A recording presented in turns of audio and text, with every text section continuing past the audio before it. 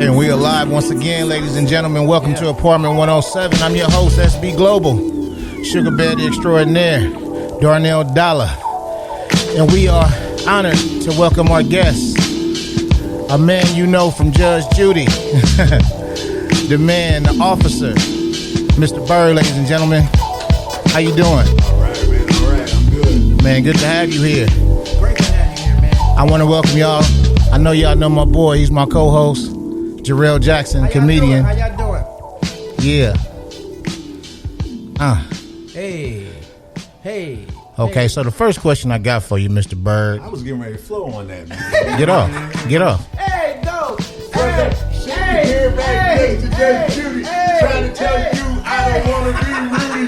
Anytime you see me, you know you can call me because I'm a brother. There's nobody for me because I'm from Brooklyn. I try to bring it nice. Anytime I try it at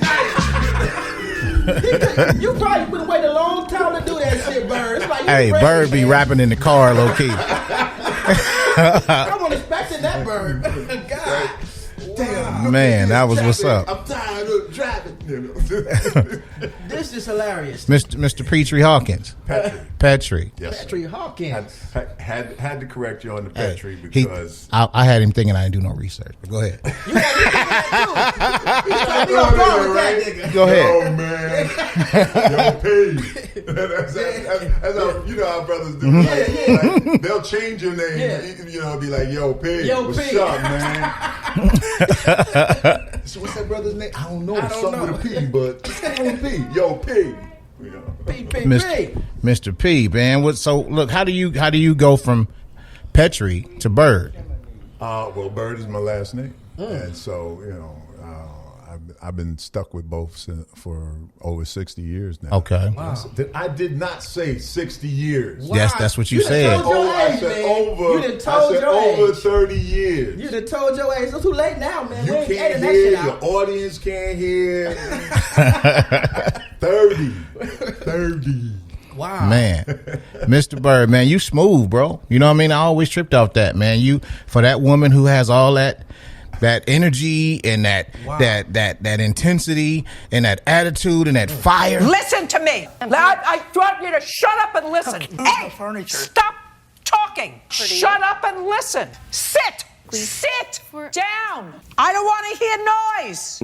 Are you asking me a question? Who are you? I don't want to hear you. Now you can sit down. No. You are It wasn't on the stupid morning. people. That's your fault. You're a moron. So's your mother.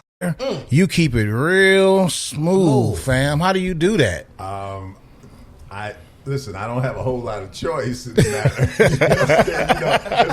It's like when you hear something popping off and you just kind of look like, all right, ain't nothing I can do about that. Wow.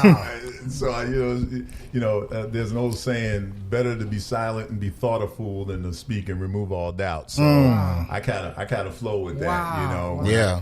Hopefully, when I have something to say, it's something either funny or something poignant or something thought provoking.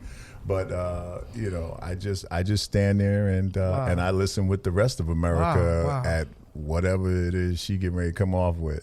Wow. It's almost I get the feeling you control what you can control. Man. You know what I mean? Because you don't really have a lot of control in that setting, but you control your energy. Right.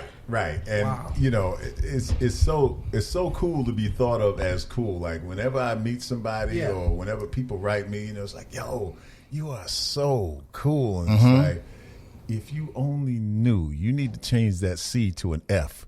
And a fool. That describes me. Right. I was really shocked. Like, honestly, I met you a couple of times on Earthquake. I was shocked your personality, man. Like, I was like, hey, man, like, I was shocked. You got so much personality, man. And you're so funny, man. Like, you ever thought about doing stand-up?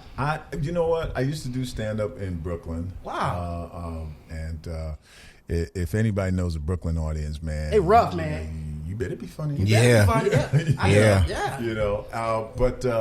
But out here in California, I've been out in California for 30 years. Wow. And what I've gotten an opportunity to do is mainly host and MC, do MC chores. And that way I get my funny off, through that way. And I love it when people walk away and go, man, I never knew that brother was like that. Or they write me, they go, you are crazy. Crazy as you know? hell. And then they tell other people, like, Right. no, you don't know. You don't know, and this one is my favorite. I ain't never gonna look at you the same way again. On Yeah. Judge Wow, Judy. wow, You know? Yeah. wow. So now they look at me on Judge Judy and they go, Yeah, he wonder what containing he that will. crazy. You got that crazy reeled in. Now, you know, like I notice when people try to approach with their little evidence or whatever, you even handle that real sweet. Hold up, hand it to me. You know what? I had to tell one person, I said, look, I don't do much here. Just let me do this one. Right, You know, right. Let me handle this so they'll think that I'm totally unnecessary. You know, if you start bringing up the papers by yourself and be like, well, what we got him for? Exactly. Go ahead. I'm sorry. You ever experienced, like, honestly, on the show? I know it's a show, but is it like people don't understand these are real court cases, correct? Oh yeah. You ever experienced real like court cases. you experience any fighting or any maybe you have to really jump in out of your acting situation and really be the bailiff and handcuff a motherfucker or something? So I'm gonna tell you what happened. The first case that we did almost 25 years ago. First case. The guy was up there. He was it was a Latino brother, and he had been sort of scammed by somebody out of like $2,500. Right? Wow, Okay. wow. And you know, he would stand there, and you know, the podium is in front of him, right? But the podium is it's not really glued down; it's more taped down, you know. Right. Yeah. So the guy is talking, and he's going, you know, Your Honor, I have to tell you that this con artist here, you know, he was like Ricardo Montalban or something. Yeah. And as he would talk, he would become so incensed that he would grab the podium, and you would hear the podium going, Wow. like it was getting ready to come up. Right. You know? And so the judge kind of looked at me like, you know, check him, right? Yeah. So I went and stood behind him, you know. This way, you know, if things get really out of hand, you know, I can grab you from behind or, you know, do whatever I got to do. Right.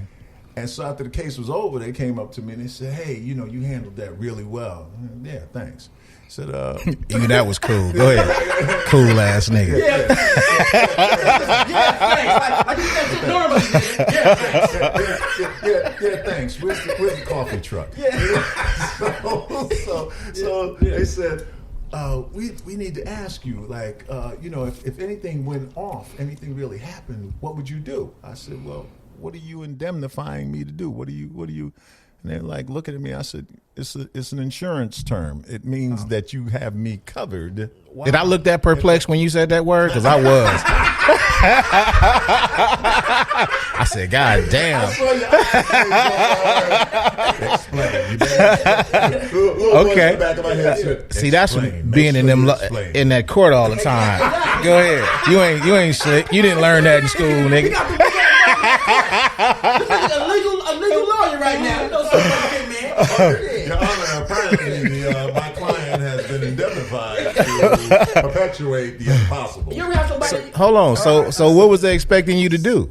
Well, that's what I wanted to know. Yeah. And they said, well, we really can't authorize you to do anything. We can't really cover you to do anything. I said, well, in that case, nothing. Wow. If you are offering nothing for coverage, I'm offering you nothing for service. Amen. I said, so here's the deal. Notice forever and a day. If anything jumps down, okay, and it's not threatening me personally or the judge, who's my bread and butter. Right. Okay. Right. I ain't making a move. I'm not doing anything. Yes, you got sir. security here. Let security handle it. You Yep. know, that's what they get paid for. You know, and they're indemnified. They're covered. Right. Wow. That was it, man. You know, and it's been like that for 25 years. So to answer your question, there might have been some stuff that went off, but it didn't go off with me. Right on. Right on, brother. Right on. You know, it's a complete contrast between you and Officer Doyle on Mathis. You know, he right away, sir. Yes, sir, Mr. Mathis. Doyle, I'm a really big fan. Can I get a high five, Doyle? Give him a high five, man. There you go. That's right. You want a kiss? No. He works for me. If you want to kiss, just let me know. Your Honor, you're cool too. For rent and deposit. I'm gonna go over there. He keeps looking at me. That's all right. Don't be homophobic now. Just tell him. I'm not interested. All right, that's it. I understand. Well, that's all you do. People get all scary and hang. You don't run over there when a woman you're not interested in looks at you. That's different. It ain't nothing different. It's just somebody hitting on you. Go ahead. We can. Please, I need you over here, Doyle, if you don't mind. This man ain't gonna do nothing to you. Man, Mathis wanted to train white slave. He ain't slick. You know what I'm saying? You know, he's 2 seconds off. Yes, all right. Train white slave. You sick, Judge? We sick. Yeah, we sick. That's hilarious, man. And Greg is my man. I love him, you know. Yeah. But you know, that it's a different vibe. Mm-hmm. Now me, I won't be disrespectful, but you know, I'm gonna maintain my dignity. Yes, you sir. know? Absolutely. Clearly, Absolutely. that's clear. You know, when I was an actual officer, you know, there was one particular judge that, oh man, nobody in the building could get along with. Man, she was just pure evil. She was hell on wheels, and she looked one day, and what she used to do is she had this passive aggressive thing, this low keyed, you know, like, will the officer hand me the papers? Wow. And I would look at her, like, is you crazy? Yeah. And I would walk out. Oh yeah. Uniform on. So, Wow. Right. So we worked. You know, we had 3 guys working in the park. Right. And my man Johnny would come to me all the time. And he would go, Bird, you can't do that. I go, I can't do what? I said, you can't, like, when the judge asks you to do something, just walk out. I said, I walk out because I know she ain't talking to me. No, not like that. She might be That talking to Brooklyn shit. you. Okay. Hey, just like, you know, when you do go grab them pieces of evidence, man, you take your sweet time. You got a smooth stroll. Yeah, you can show her that for now. What did he say to you? I could show you that for now.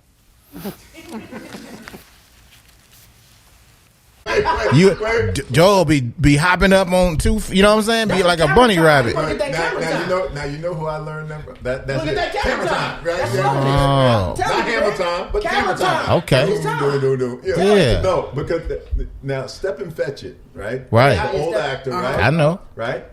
That was his ploy for getting more screen time, and that's why he was like one of the highest paid black actors at that point, because everybody thought, well, he's just slow witted, and it's like, no. He's sharp. He's Very sharp. He's he's crazy like a fox. Right. He would take his time. The scene would read, Steppen walks over, grabs the mop, and brings it back over to point A. Right. Shoot. He takes so much time going over there to get that thing. You know, first when you tell it to him, he spends forever trying to tell it back to you, like, you want me go on over there, you know. And then by the time he go get it and everything, man, you done burnt up. Hell yeah. He done stole the show. It worked for him. Going to grab him up. And that white man be like, yeah, keep it. It's funny. He's hilarious. Wow. Yeah. So that's kind of what I do. I just stroll over and take my time, you know, and yeah. And you know, for almost 25 years, it's been yeah, it is. Blessing, bro. But it's, you know, when you don't have much to say, but you're an actor and you have a lot to say, and there's a lot of things going, you know, and if you've done stand up or improv Body or anything language. like that, it's your body language and it's your look. Yeah. So those looks are designed, you know, at least by me, to elicit a response, and where I get fed is from the audience that we used to have in the gallery, you know. So I would, you know, I'd sit in there, and sometimes, man, I would make them laugh, and the judge would get pissed because she's like, "What are they laughing at? What are you quiet in here? I'll clear the courtroom," and all that kind of stuff. Yeah. And they're looking at me like, "But he." So you like being You don't know what he's doing because she's sitting here and I'm standing here. Yeah. Right. So I'm, you know, certain things happening. I look up from my, you know, if I hear something really weird, I look up from my, your pad, and I'll be like, you know, you can see on my face, you know, and then the audience will start laughing or pick on certain people in the audience. Yeah. The TV audience, you know, me, I had no idea you was in there with all them shenanigans behind Judy's back. Behind the scenes. You know, and then she look over at you and you're like, what? So that was the question I was going to ask you. Is she a funny person? She seemed real uptight, man. No. She seems sweet to me. This is the thing. She seemed like one of those. She is hilarious when shooting from the hip. Yeah. You know? Oh, okay. She's very funny then. It's when she means or she intends to be funny or she thinks she's funny. Oh, right. That, you know, it's like, okay. And then she'll look at me and she'll go, look at him. Not a peep out of him. You know, it's like, because it wasn't funny. You know, that's what I'm saying in the back of my mind. Yeah. But out of my mouth comes, no, that was funny, Judge. Yeah. Hey, Bird, I gotta ask you a quick question, man. Like, this show been running 25 years. A lot of people don't know that. But how did you actually get on? Like, how did this start? How did this become? Like, how did you start with the show? Tell your story. How you start? It started at a small radio station, 5,000 watts in Fresno, California. Nah, you got the voice. Come on. No. Yeah. So I was a court officer in New York, first in Brooklyn Family Court, and then I got transferred a year later to Manhattan Family Court.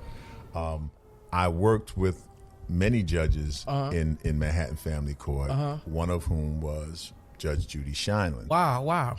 I'll skip ahead. In 1990, I moved to California to reunite with my wife, from whom I had become separated, and decided to move to California. I went to work for the U.S. Marshal Service for a little while as a court security officer, and then I left law enforcement and I became a high school counselor at a high school in Santa Clara, California. Yeah. Okay.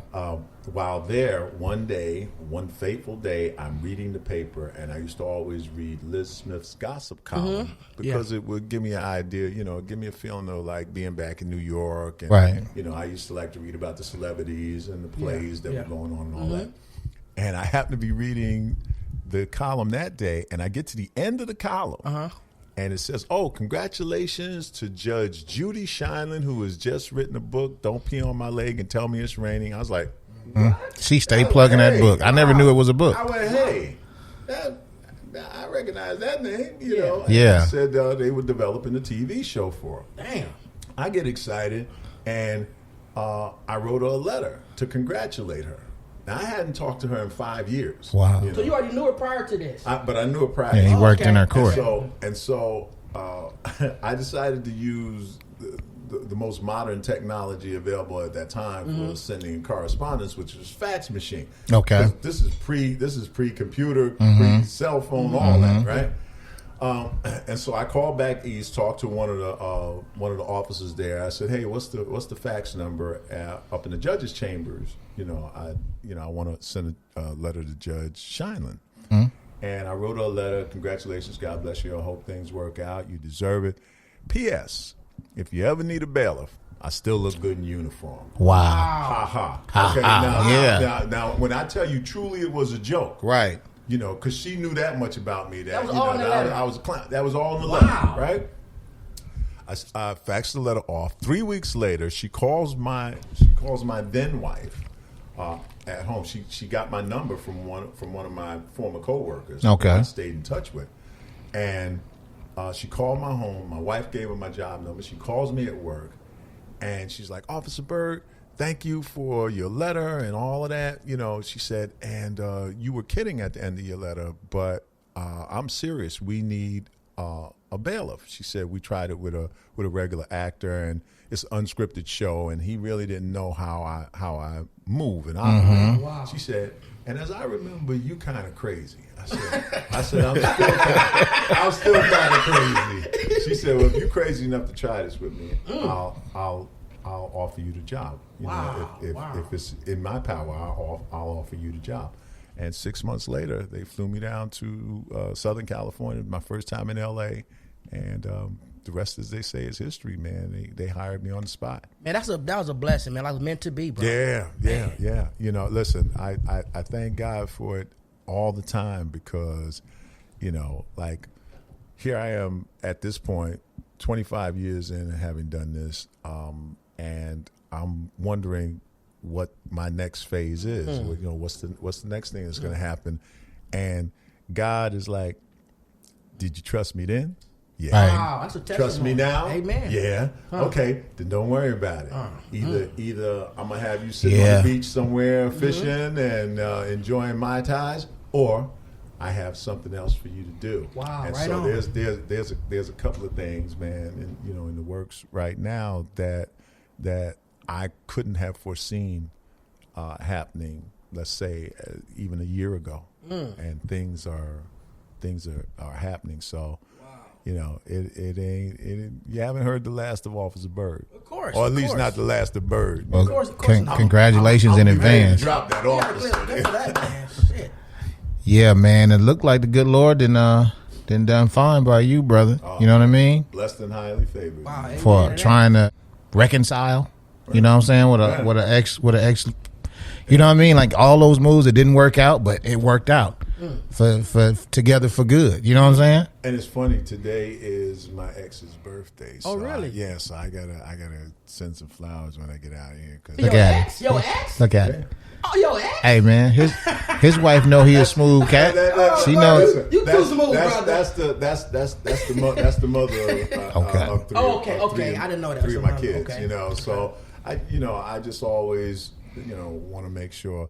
I've been blessed because I don't burn bridges. You know, Man. Right. I could have looked at that thing about Judge Judy and went, whatever, and said nothing. But God placed it on my heart, like, and that's why I believe always applaud those who are doing what you want to do, because your turn is coming. Wow. Yes, sir. Wow. And it's good, sending those flowers, that's following his heart. Writing that letter to Judge Judy is following his heart. And his heart took him all the way to where he is, and it's going to take him even further. I send these flowers, my ex-wife might call and go, hey, you know what? Forget that spousal support. Man, you know what, buddy? That ain't going to happen. I can dream. Come on, Joeryl. I'm really motivated by your story, man, because, I'm in the industry myself, and sometimes you have to, just the smallest things. You never know what God gonna lead you. You know what I mean? Yeah. And just by your story, like, I feel like, man, like, it's touched me right now. And I'm not bullshit for the camera. Anybody, I'm a real dude. It touched me, because sometimes that little small step, you never know. You just wrote a letter, end up on the show, end up here 25 years later. You know what I mean? That's real, man. I'm paid for a couple of houses, spouses, off that letter. new wife. Off that letter. Yeah. Wow, man. That's a And that was, bro. like, just the wherewithal. Like you had to go get the fax number. You had to make calls.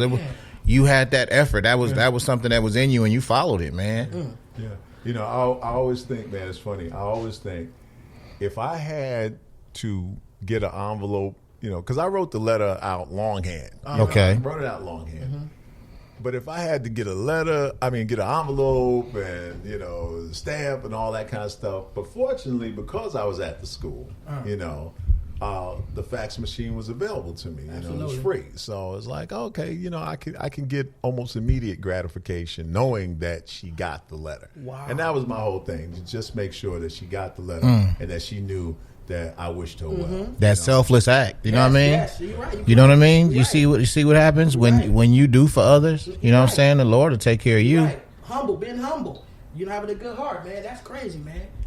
Yeah. Man, that is so crazy. So when you start noticing that you're actually a celebrity? Because you went from being in the court office, just being a real bailiff, then all of a sudden you a celebrity. When you recognize you're a celebrity? I'm gonna tell you, this was weird. So the first year that I taped the show, I took a leave of absence because my mama ain't raised no fools, right?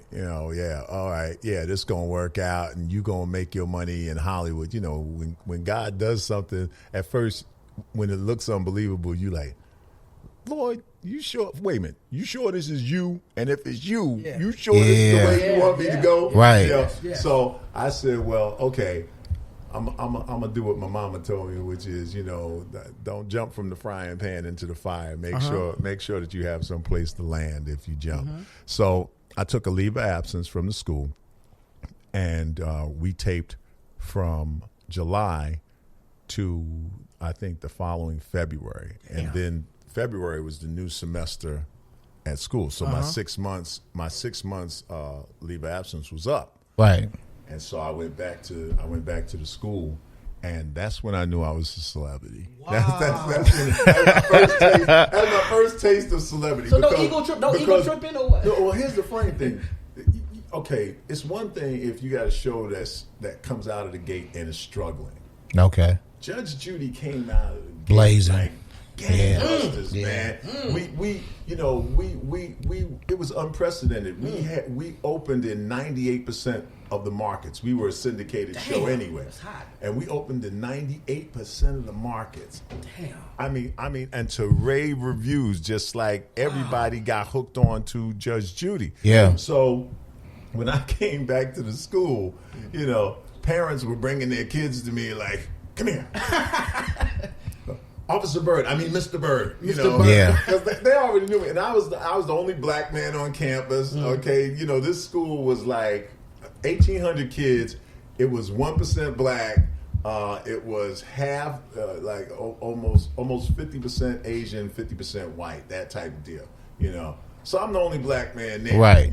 But the parents, Asian, white, Eskimo, whoever, they bringing their kids to me like, straighten him out. Straighten him out.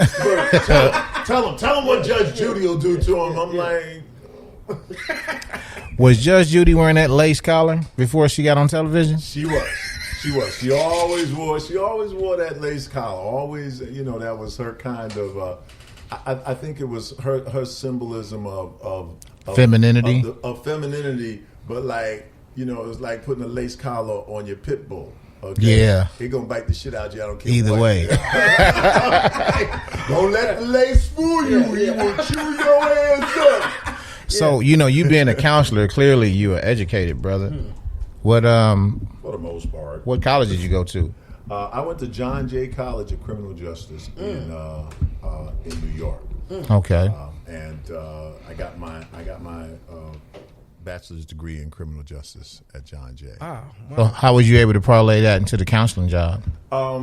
It's weird because they were looking for the actual title was student conduct liaison. The kids called me a narc. Okay. But I wasn't security. Right. I was the liaison between the student and the rest of the school community. So between the student and the administration, the teachers, law enforcement. Whenever there was a problem with the student, it's like, hey, go see Mr. Byrd, and then I would sit down with kid's teacher or the administration or whoever the kid was having a behavioral issue. And we work it out. Yeah. But it's funny, man. I hear from the students to this very day. Wow. And there was one man, sent me a heartfelt letter, said, you don't remember me, but years ago I was using drugs.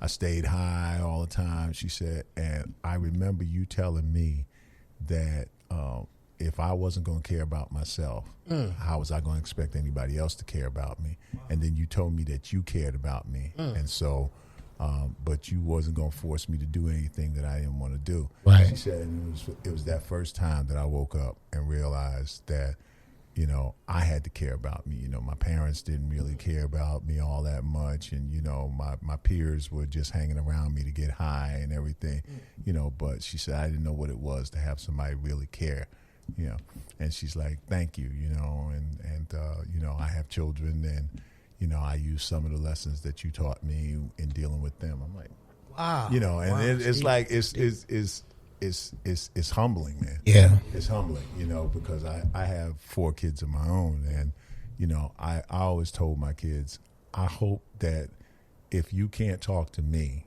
that you will be able to find somebody that you trust to talk to, Right? You know, to be able to express yourself to, you know, because I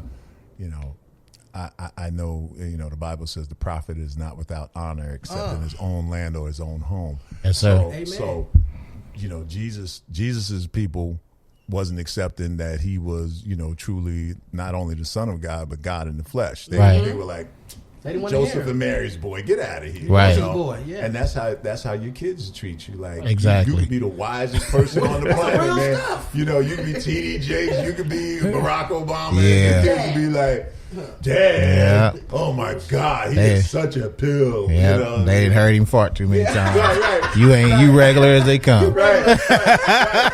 Meanwhile, their friends are going, yo, man, your dad is dope. Shit. Yeah.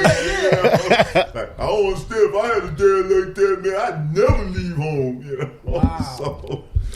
So Taking it from your you know, your secondary education and field of study, you had all plans on pursuing something in law enforcement. I actually had plans on a legal career. I wanted to be a lawyer. Okay. And that was something I had wanted to be ever since I was like in 4th, 5th grade. You know, I was a child of the civil rights movement. You know, and so the work of the NAACP and people like Thurgood Marshall and you know and the like moved me and you know, so I wanted to be this lawyer, man, who would fight for the people and the rights of the people and poor people and Right. you know. And then I think at some point I realized, like, yo, you know, when you're a lawyer for poor people, you usually pretty poor. you ain't be making no money. Make no motherfucking money. You ain't even got no money. That's funny.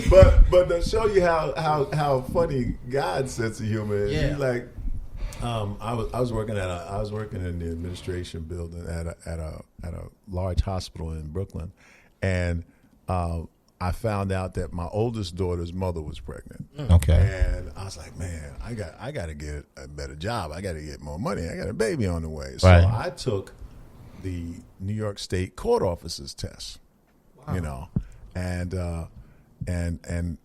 it took me 2.5 years to get the job because, yeah, man. Listen, 2.5 years. So many hurdles. I was 50,000 applicants, right? Right. My number is 374 out of 50,000. That's almost like being number one, Right. you know. And it took me 2.5 years to get the job because you know the investigator I had, you know, ultimately, I had to go and I had to appeal their refusal to give me the job. And they asked me during that process, this panel asked me, did I feel I was fairly investigated? Yeah. Or did I think, you know, you said in your letter to us that you thought that there might be racism involved. I said, well, let me put it to you this way. When the only reason you can see, the only difference you can see between you and any other candidate is the color of your skin. Mm-hmm. Yeah. You put that down. You know, you put that in your mind as maybe one of the reasons. You know, I said, but all I know is that I'm qualified for this job. I'm ready for the job, and I would appreciate if you give me a chance to prove to you that I could do the job. I walked out of that meeting, and the investigator ran up to me at the elevator, and he said, look, man, that was pretty stand up, man. You could have buried me in there. I said, yeah. Wow. So remember that for the next black candidate that comes through here. Right. Okay? Right. And that was it. That was the last thing I ever. That last time I ever saw him. Last thing. And like a couple of days later, I got the letter stating that I was now a candidate to become a cadet in the Court Officers Academy. And but yeah, I wanted in the worst way to be a lawyer. But once I started working with lawyers, man, I realized how many of them was broke as the Ten Commandments. Yeah. Wow. Hey, Yeah. so Bird, ask you a question. So would you actually, are you considering like going into like maybe mainstream acting, like one day after the show, you know what I mean? Like you want to go into acting, like straight up acting TV shows? Have you ever been on any TV shows, appearances? I've done like a couple of appearances on TV shows. I did a guest spot on a show called Nash Bridges that you on. That's Chuck Norris, right? Right. Okay. No, I'm sorry. Nash Bridges, Don Johnson. Don Johnson. Yeah. I was on the Parkers. I did I a seen you guest on there spot on years the ago, Parkers. That was 20 years ago. Wow. And I'll tell you a brief funny story here. I had a cousin who came out from New York. She was getting ready to retire from New York Corrections, and she wanted to take a vacation, but she couldn't figure out where she wanted to go. I was like, yo, why don't you come out here to California, come and stay at my place, in L.A., and, I'll take you, I'll show you around, and, you'll have a good time. Yeah. And, I said, it won't cost you that much. I said, you can stay here for free. Yeah. So she's like, okay. So she comes to stay.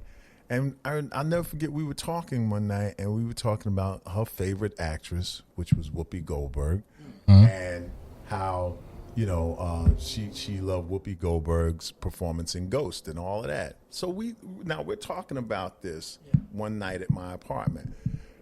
What I had arranged for her was to be able to go to Paramount Studio, since our show was a CBS Paramount show. Right. I called, and they're like, yeah, Bird, no problem. Bring your cousin down, and you'll be able to show her the lot.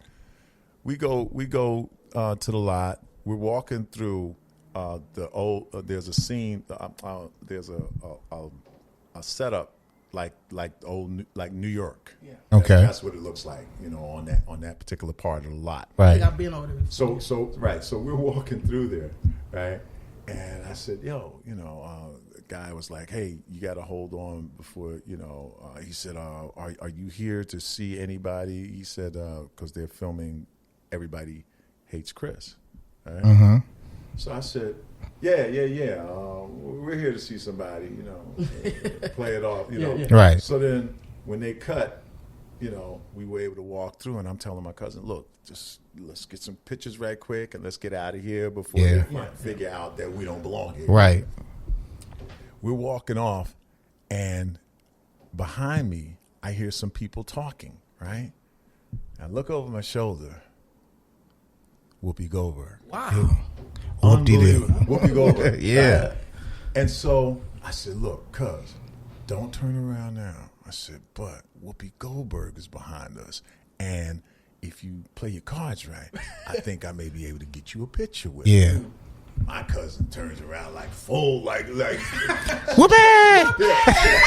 yeah, she started walking. She turned around and started walking in the opposite direction, like, no, fool, I'm saying. He can hold it in, man. He can hold it in. So Whoopi Goldberg is walking away from us, and I said, look, just chill. And I went, excuse me, Miss Goldberg, I was wondering, and so she turned and she looked at me, and I said, yeah, my name is, and before I could get it out, she said, don't insult me. I know who you are. Wow. Just like I know your boss, Miss Judy. She said, what's up, Bird? That's what's up. She started walking towards me. I was like, yo, cuz, get your phone ready. Get it ready. You about to get these pictures, right? Didn't that feel good? Man, feels so good. To have Whoopi recognize me and then treat me, so so now everybody's standing around her, and the director of and I think Everybody Hates Chris. I believe he's the executive producer. Ali Leroy, right? Yeah. He's like, yo. He goes, man, it's great meeting you here. He said, because we wanted to do a scene on your set, right? And he said, I was going to come down to Judge Judy's set, and he said, by the way, are you an actor or are you law enforcement? He said, can you do other things? I went, yeah, I can do other things. And so he put me in a scene of Everybody Hates Chris. Wow. Man, this dude got the best luck in the world, man. That was God's plan, man. I'm telling you, man. It couldn't have. I mean, by the time we got home that evening, all right, I'm looking at my cousin. I'm going, this is unbelievable. You met your favorite actress, okay, and I got a job. I said, can you stay here? Can you live out here? Whatever. Do you have any lotto numbers you want me to know about? You the one with the lotto numbers. I need you to write me some down before you get out of here. I'm gonna write some letters to some TV show myself, man. I'm gonna write some letters, man. Dear, you don't know me, but I wanted to say how wonderful I think it ain't gonna work now. We got the internet, man. Look, man, you know what I'm going after now? What's that? I want to be the host of Jeopardy. Oh, that's where you at with them big words you were shooting earlier.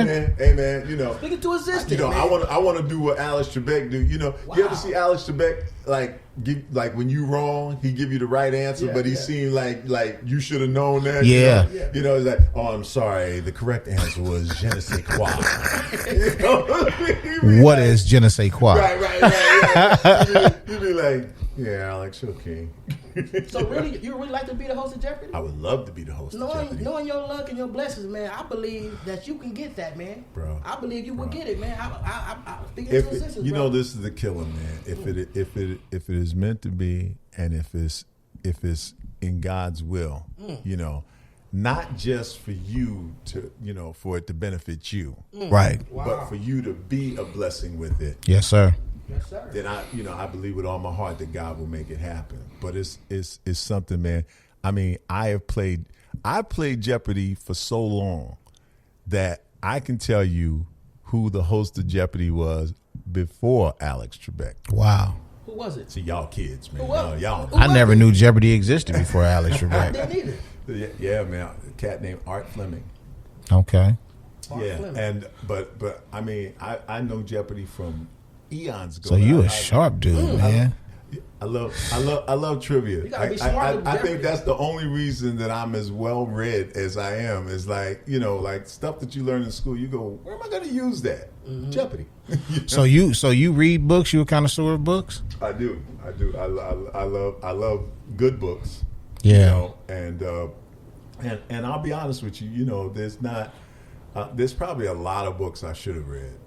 And I'm going to create a list of like 100 books that I should read, and I'm gonna start to try to get through that list, Out of what you read, give the audience 3 must reads if you could. 3 must reads. A book called Man, Child in the Promised Land by Claude Brown. Okay. I read this actually when I was a kid. And another book is The Color of Water by James McBride. And what would the third on my list be? I'm going to say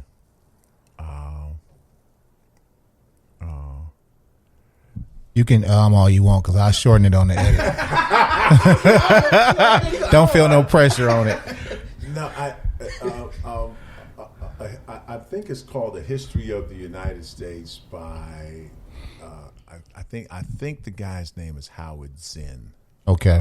But when I started this book, one of the first things he talked about in this book was he like demystified the myth about Columbus. Yeah. And who he was and why he came here and how he dogged the Native Americans, and the message he sent back to Spain was like, yo, we can subjugate these people easily. Okay. It's like, yo, dude, you just got here. They're trying to show you, and the kindness, man. Yeah, the people of color, man, and all that kind of stuff, man. But if that was the plan he had for them, then the plan he had for us. I heard Dick Gregory. He said that Dick Gregory, nigger. That's a book. That's the book. Okay. Okay. I'll throw that in there. I never heard of that He one. got a book called Nigga. He got a book called Nigga, man. Read that. I will do that. Read that book. I will definitely Short do read, that. but powerful, man. Okay. It will give you an idea. That's the first book I'm gonna read. Just how militant and just how revolutionary Dick Gregory was, man. Oh, dude. Yeah. But he said something that kind of stuck with me. He said that the butterfly and tortoise was around along with the dinosaur, and the dinosaur was a big bad, so and so who he was a big bad so and so who ruled the earth, terrorized the earth, terrorized every living thing upon it. Mm-hmm. But he's gone. So it's what is right with God, and one with the universe, one with the natural order of things that will surpass the test of time. That's right. You know what I mean? That's right. So it don't matter how big and bad and how terrorizing that figure is, it will eventually pass away. Take that as a lesson, folks. Yeah. during this COVID election racism year of 2020. You ever have a chance to meet Dick Gregory? Because he's a legendary. I did. Wow. I did, and it's amazing to meet your heroes. Yeah. Face to face. And it's funny whenever I'm talking to groups of kids. When I go into their classroom or whatever, usually it's their teacher who has invited me there. And one of the first things I ask kids, I go, "Who are your heroes?" And they go down the laundry list. LeBron James, and this person and that person, and this singer and that rapper and this actor. And I go, "Well, let me ask you something. Have you talked to your hero lately?" And then they all look. You see the deer in the headlight look, and then they say, "Well, have you ever touched your hero? Have you ever shook hands with your hero, or been near your hero?" And still, deer in the headlight looks. And then I go, "Well, let me tell you something." I said, "I've been blessed. I get to talk to my heroes and shake hands with my heroes. In fact, if you'll allow me, I can do it right now." And they kind of look, and I call their teacher over. I shake his hand. I go, her hand. And I go, Right. "These are my heroes." Yeah. I know, because without people like her, your heroes wouldn't exist. Mm-hmm. They would never get to the point of the fulfillment of their heroic actions and their heroic lives, if not for these teachers. And, I get letters from teachers all the time like, "Man, you really changed how my classroom looked at me." Yeah. It's like, yeah, man, they need to know what's important and who's important. You should be getting LeBron James money. You're a teacher, or you're a counselor, or you're a coach, and you're looking out for them all the time. You deserve, that that status, that type of. I started to say his name, and I don't want to because I'm so pissed at this guy, man. Who you mad at, Bird? Who got you upset, bro? Come on, say it. Tell us, man. We can edit it out if you don't Okay. like it. Kanye West. Oh, that's my boy, man. Kanye, bless Kanye heart, man. He trying to get it together, man. Kanye. I hope he does. I got to pray for Kanye, man. Yes, sir. That's just like, man, dude. He mean right. He just kind of wacky with it. He mean right. Yeah, Right? yeah. Here's the deal, man. When somebody does something like really crazy, some heinous crime or something like that, and it's really crazy, it's off the chart, you go, man, he's got to be out of his mind. And then it's like, you're right. So what do you do for somebody who's out of their mind? You pray for them. Right. You try to get them some help. Exactly. And you try to keep them locked away from people who, you know, who might be enablers. Yeah. Yes, man. Yes, man. Or triggers. Yeah, you know. But anyway, so pressing on. You like a professionally trained actor now? You have like lessons under your belt? I have lessons under my belt.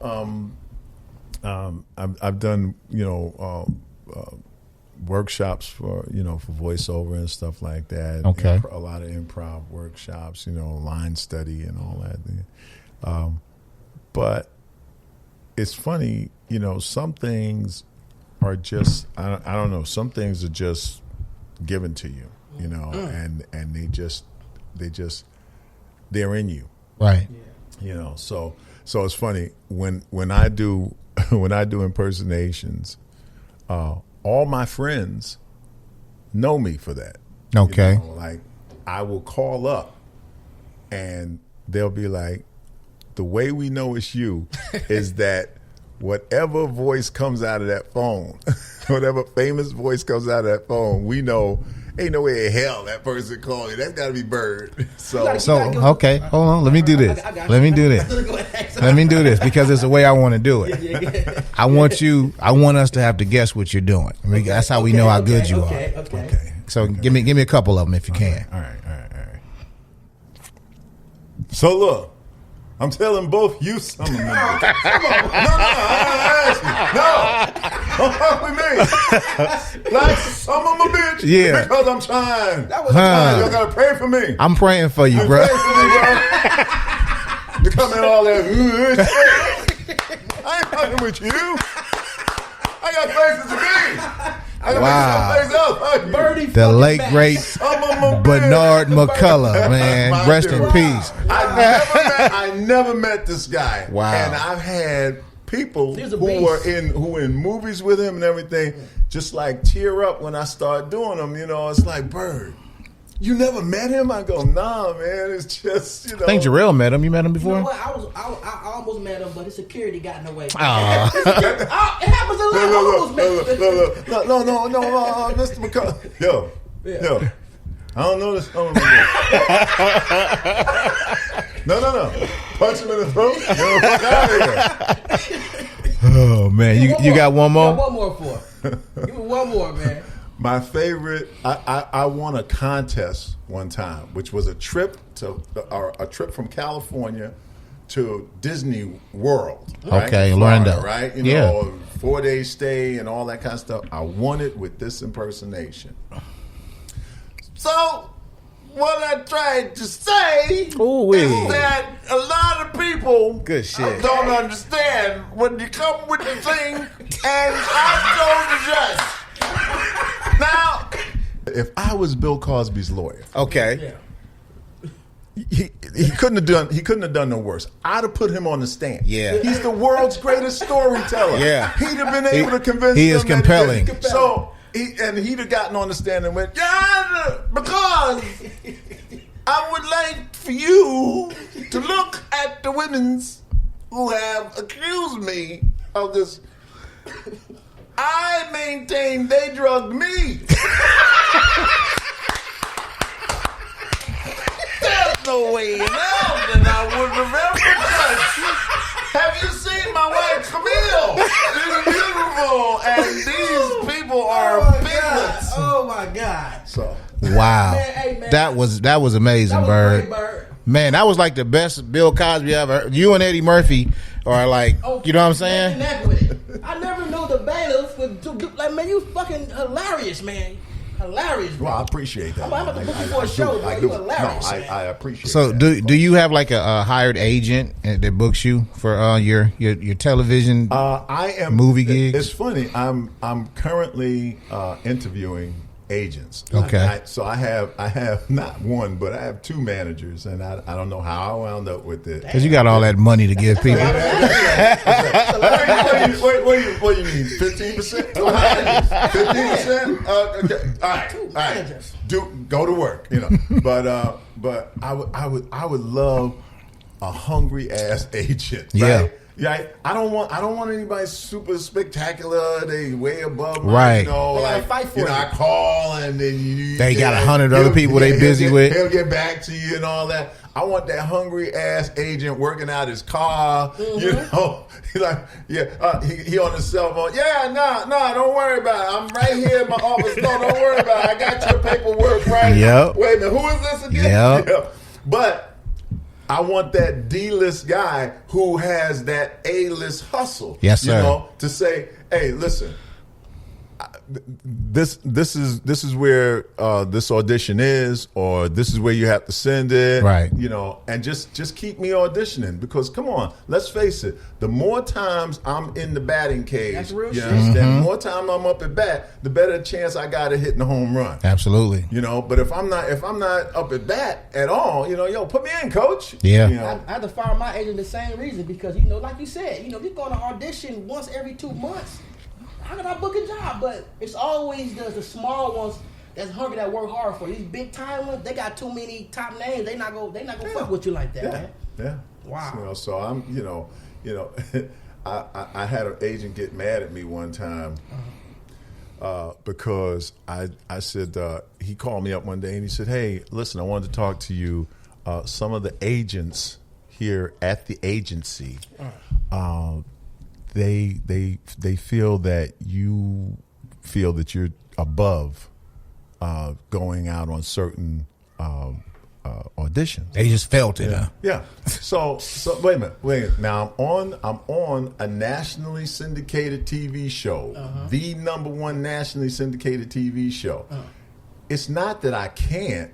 It's that when you want to send me in for an audition to be an extra, and pay $125 that don't make no for sense. the day, Right? And that's an 8-hour day if you want to let me go after 8 hours. If Yeah. you want to keep me another 5 hours, you still gonna pay me basically the same thing. Right. So I'm like, no. You know, put me in, but put me in the real game. Coach. Right. So when he told me that, I said, so your agents, their feelings are hurt. Is that what you're telling me?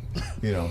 And so I got sort of Denzel on. So what you're telling me is that your agents, okay, they're sensitive. Is that what you're telling me? You telling me that, okay? Wow. My nigga, listen.